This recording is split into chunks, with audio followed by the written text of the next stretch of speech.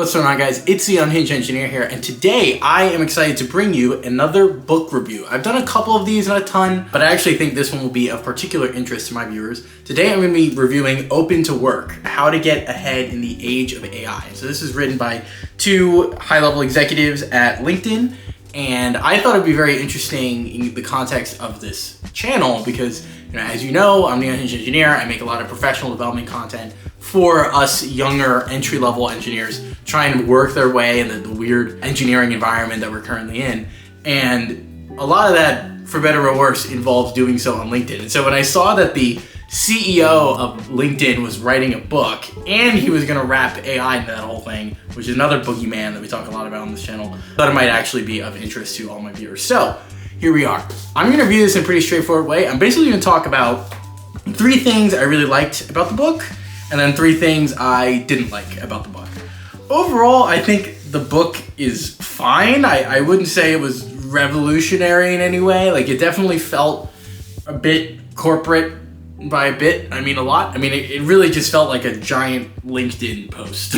It was only about 180 pages, it looks like. Yeah, about 180 pages. So not awful, but 180 pages of LinkedIn slop is kind of a lot. But I did get through it pretty quickly. It only took me a couple days.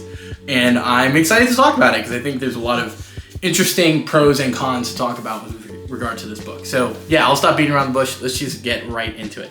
So what are the pros of this book? What did I like about it? For one, I do want to broadly applaud the optimism in this book. Like, these are some touchy subjects when it comes to career displacement as a result of AI, people having to reskill, different dynamics between employers and their employees as compared to years ago, right? There's less loyalty. There's a lot that's changed in the professional world in the last however many decades. And so I think keeping an optimistic lens about the future of work was a refreshing take for sure. Because if you go on the internet, like, you're just bombarded with nightmarishly awful forecasts about how we're all going to be automated away and we're not going to be able to find work and we're going to have to go back into the caves or whatever.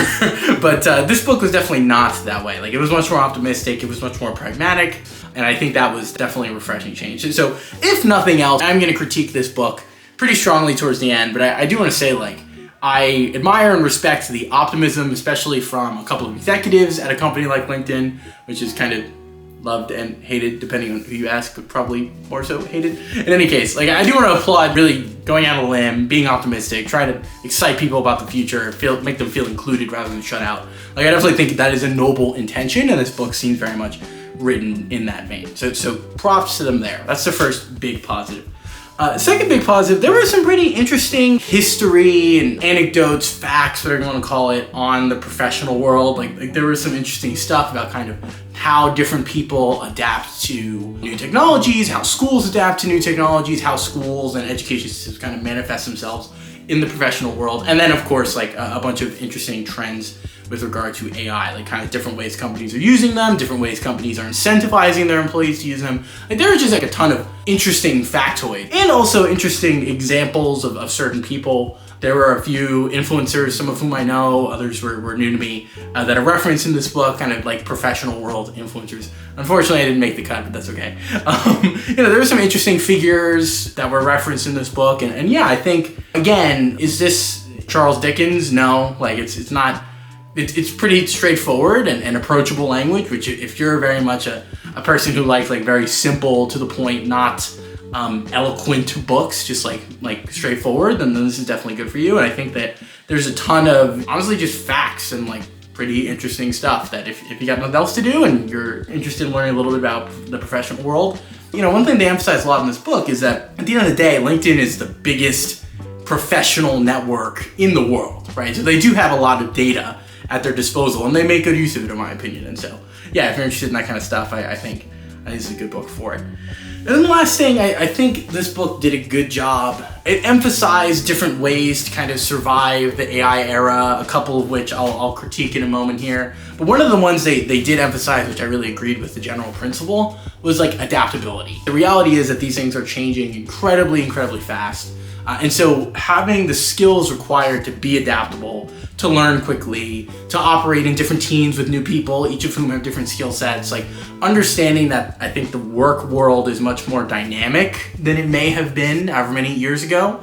Like they do a really good job of explaining that concept in good language, like strongly written language, and making that parsable to someone kind of working in this new tech era, especially again as AI kind of changes certain things, right? So thinking about how can we use AI to actually make us more generalizable, not more specialized, right? Like in the old days, I think there was a propensity to specialize as hard as you can, become this subject matter expert in something, and then you would command a lot of money because of that. In my opinion, this book talks a lot about strong critical thinking skills, problem solving, leadership, like general skills that can be applied in a bunch of different domains, and then going out and getting the experience of applying it in those different domains. Like this book really talks about that kind of breadth instead of depth concept, and I appreciated that and think that is in a lot of ways a good insulation mechanism against getting automated by AI, because the more you jump around to get diversity of experiences and really understand first principles of what you do, the harder it's going to be to replace you with like a chatbot, right?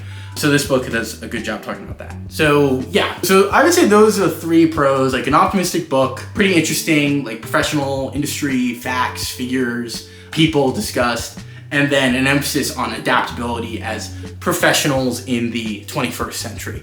Yeah, I think that those are the main pros of this book, and if that's all you're looking for, then stop here. But someone tells me you want to hear me rag on this book a little bit, and so I will happily oblige. There were a few things that I didn't enjoy about this book as much, and I don't necessarily think or mean that you shouldn't read it. I just think that they are something you should know before you get into it, and also things I kind of disagree with and want to explain why. I want to provide some rationale for why I disagree with these takes. So the first one that's not really a take, it's just kind of the style. This is a very, very corporate book, which I guess shouldn't surprise me, but it definitely felt like a big LinkedIn post. Like it felt like it was kind of written by committee. I think there were a lot of ideas that were really interesting, and then the second the ideas started to have like some teeth to them, like a strong argument would be made, it was just kind of on to the next thing. And I would say as someone with kind of a brain rot attention span, I rarely say this, but I'm gonna say it here, I think this book could have been longer. I would have fleshed out some of the ideas a little bit, but I think the problem is with a lot of this stuff, again, like people are very, very, especially in America, we derive our identity from work, right? And so when you start to talk about economic impacts of people getting laid off and entire careers getting automated and asking people towards the later stage of their career to reskill is a big ask. There's a lot of interesting kind of dynamics that are brought up in this book, and some of them just kind of end with, yeah, we know that's scary, but we're gonna get back to being optimistic and just kind of brush over it. So they kind of drop this campy recommendation, which I'll get to some of the recommendations in a minute, and then move on to the next thing. And so again, I think I'm a strong believer in optimism, and I appreciate this book for being as optimistic as it is. Like I definitely think that's a refreshing take, but I also wish they kind of like sunk their teeth in a little bit, because you also want to be pragmatic. And in my mind, making a strong argument, a strong data-driven, critically thought out argument for, yeah, these things are gonna be hard, they might even get worse before they get better, but we do believe they're gonna get better and here's why. Or at a minimum, here's how you can benefit, here's how you can get better. I think that would have given the book some more teeth and made it a little bit more interesting of a read. Would have also made it take longer, which I think would have been okay, honestly. So yeah, it's just like, I don't want to use slop because I feel like that's overly insulting. I don't mean to call it that, but definitely a light read for sure. Like it was a light read, and this only took me a couple of days to get through, and that's part of why. Like I was flying through pages, I couldn't believe it, just because it wasn't challenging as much as I'd hoped. Sometimes it did, but a lot of times I kind of missed opportunities to do so. That's the first negative, I would say, kind of a stylistic one. Now for an actual substantive disagreement I have with this book. It kind of starts to imply that everyone should be, the word I use a lot of the time is entrepreneur, but I'm not even gonna use that word, because I think in the context of this book, entrepreneurship kind of means nothing. Like entrepreneurship really just means problem solver, or like doer of things in new ways. So that's kind of the definition that's provided of entrepreneurship here, not really a business owner, which is what I would naturally think entrepreneurship means. But there's kind of this like recommendation that we're all just gonna go off and be special snowflakes that all have our individual temperaments and experiences and beliefs and skills and the new selling point, like the new thing that makes you desirable is you being uniquely yourself. Which I understand the argument for that is like, you can't replicate that with an AI, which sure, like I get that. Like AI kind of by definition trains to the middle. It drives to the middle of the human population. So the more eclectic and unique, bespoke, whatever you want to call it, you are, the harder you are to replace. My problem with that is just because something's hard to replace doesn't necessarily mean it's valuable. And this is where it kind of gets to be a little overly campy and a little overly optimistic. Like there's a lot of examples, like we can't all be, you know, this quirky think tank founder, influencer, coach. Like, people have to do stuff. Like we can't all be that kind of LinkedIn personality that I think this book points to in a lot of ways as the golden, you know, example of what the future of work's going to be like. The reality is we have to do stuff, and I'm not saying these people don't do things, but we need people who can accomplish tasks and have a set of skills and reproduce that performance over the course of their careers. There are still set parameters for certain types of careers that we are going to need people to slot into, right? In other words, what I'm saying is, even though all these different parameters and boundary conditions between different types of careers or types of professionals or types of employment are changing, I think it's a bit overly optimistic to just assume we're throwing out the concept of effectively job roles and we're all just gonna be our own thing. We're all just gonna be entrepreneurs. And this is coming from a guy who like makes videos on the internet to try to help other people and would love to do coaching and would love to do, you know, all these other things like writing and express myself on the internet. Like, you don't have to tell me that the value of personal branding and of being unique as a working professional.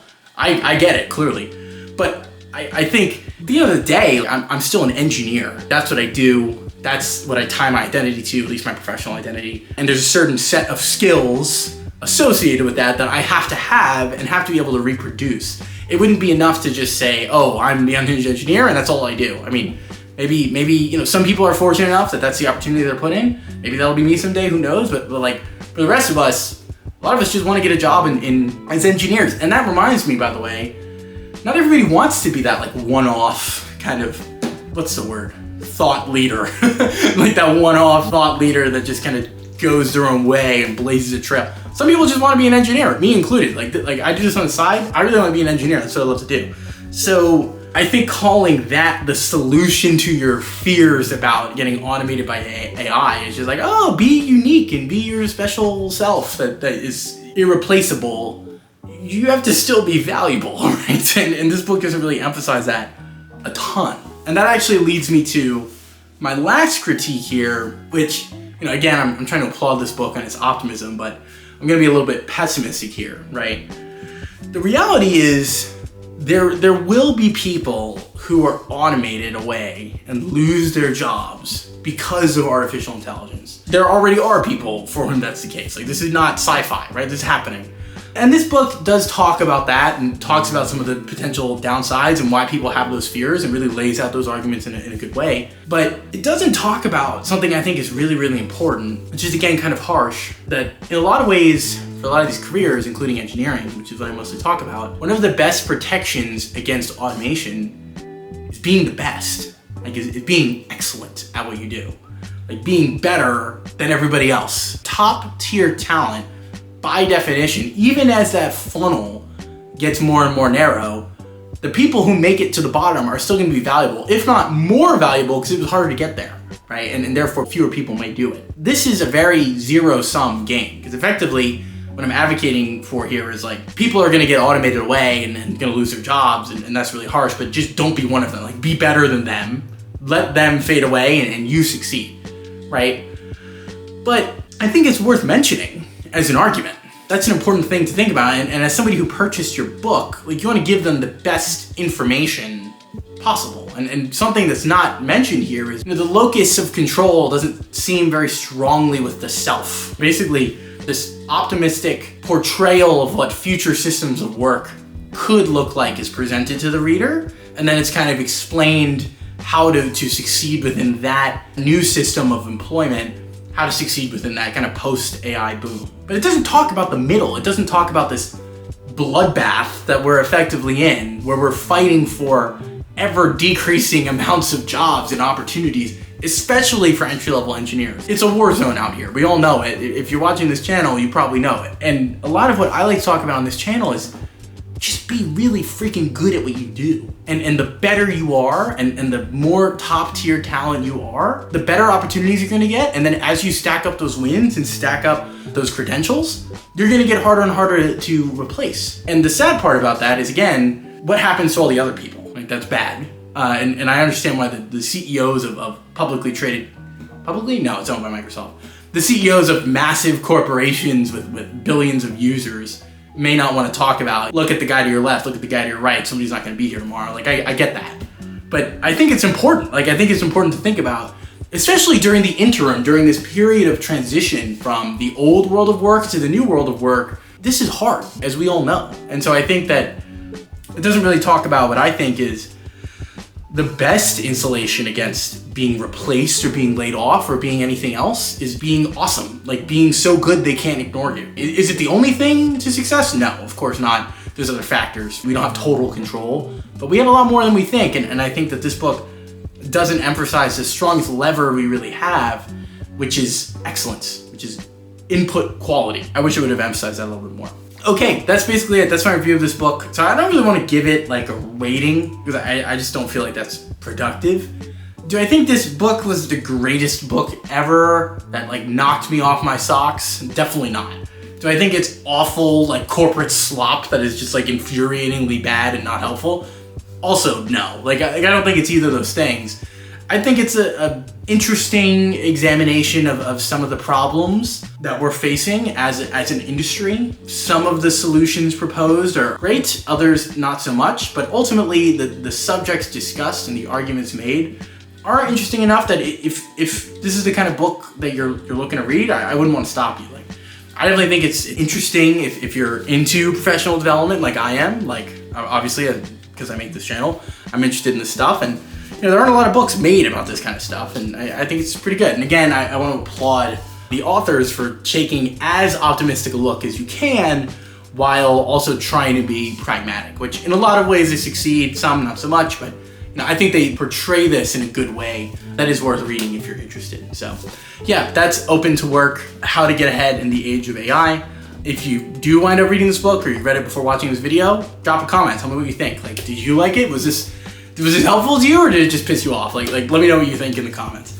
So yeah, like I said in the beginning, I'm the Unhinged Engineer. I make professional development content for other engineers like myself. And so if you're looking for ways to get ahead in your engineering career and are looking for guidance from somebody who's going through this stuff right now instead of 20 years ago, who understands what the current job market is like as compared to what it was like, then this is definitely the channel for you. Thanks a lot for watching. I'm the Unhinged Engineer. Please like, comment, subscribe, and I will see you next time.